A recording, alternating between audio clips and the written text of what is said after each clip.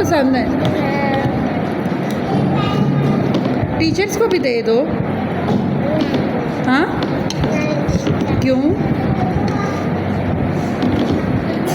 अली तो इतना बिज़ी हो गया है। अली जो है ना, उसको मीठे चावल इतने पसंद है, वो कहता है जी मैंने खुद ही खाने हैं। और देखो कैसे ये कल ड्रामे कर रहा था कि मेरी तबीयत ख़राब है, पेपर भी नहीं याद किया। आज इसने 0 नंबर लेना है।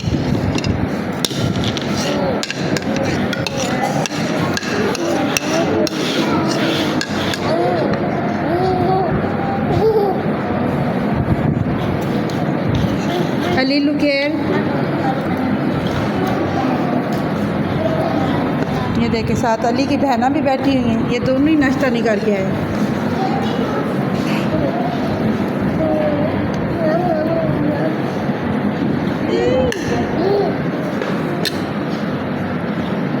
आप क्या कहना चाहते हो? अब आपको पेपर आ जाएगा।